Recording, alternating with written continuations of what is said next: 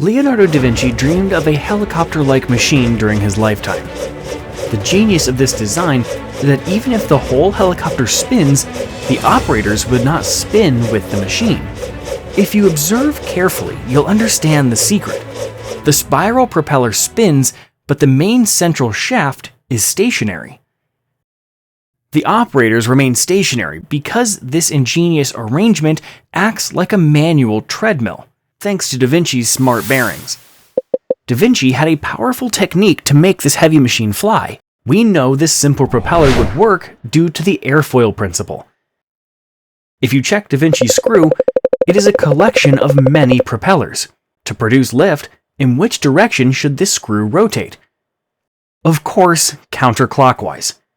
Da Vinci believed that this large screw-like surface would generate a tremendous amount of lift.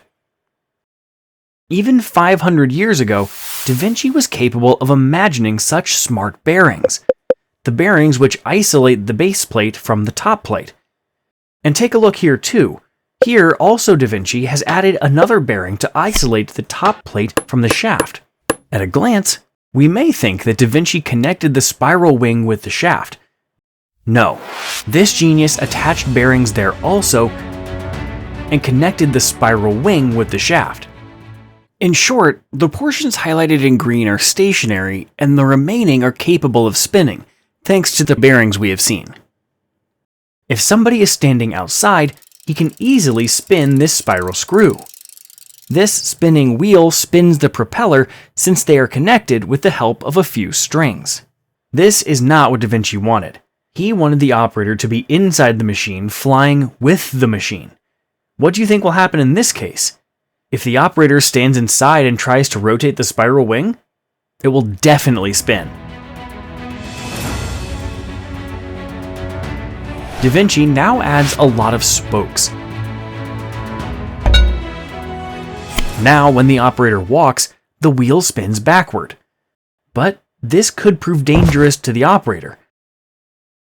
He even added a lever from the stationary shaft so that the operator can hold onto it and always achieve good balance. Things look pretty good now. Da Vinci believed that with more operators, the propeller will achieve high speed and the lift force will further increase, and eventually, the machine will lift off from the ground. Da Vinci called this machine the aerial screw. What do you think? Would it generate enough force to overcome gravity? To answer this question, we made a lightweight Da Vinci's helicopter.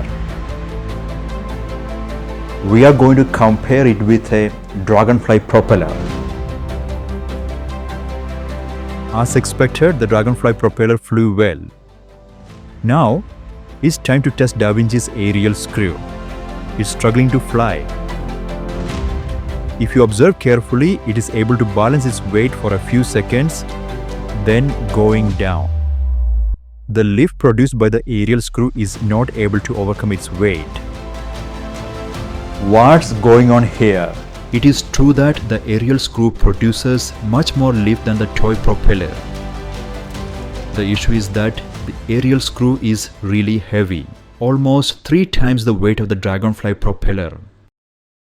The second and the most important reason is drag. The surface area of the aerial screw is 8 times that of the propeller. This simply translates into 8 times higher drag force.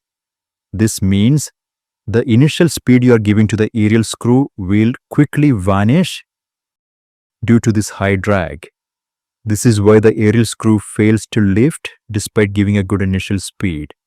This means even if you use modern lightweight material for the Da Vinci's aerial screw and power it with a powerful lightweight electric motor, this device will fail to lift. The drag force acting on it would be too high. This is the drawing of Da Vinci's aerial screw. His complete design, along with detailed notes, appears in his famous notebook, Paris Manuscript B. Da Vinci only finished the drawing and left it as a concept. There is no evidence that Leonardo da Vinci ever built a physical model of his aerial screw. You can see a physical model of Da Vinci's aerial screw in many museums around the world. Many of these models were built in the 20th century, often by meticulously following the materials and methods Leonardo specified in his notebooks. The big question is whether it's possible to modify Da Vinci's aerial screw for modern use. Modern drones are noisy. The research team from Johns Hopkins University found that an aerial screw propeller produced much less noise for the same amount of lift generated. We have already explained 2 reasons why the aerial screw is not practical. A research group at Delft University of Technology found another fundamental issue with the aerial screw through their CFD analysis: tip vortices. They found that the tip losses caused by the airflow from the high pressure to low pressure region are too high for this machine. The team modified the design to reduce these tip losses and proved through simulations that the modified design was capable of vertical takeoff. Anyway, we should appreciate how the great mind of Da Vinci worked to build mankind's first flying machine. Before you leave this video, please don't forget to support us on Patreon. Take care. Bye-bye.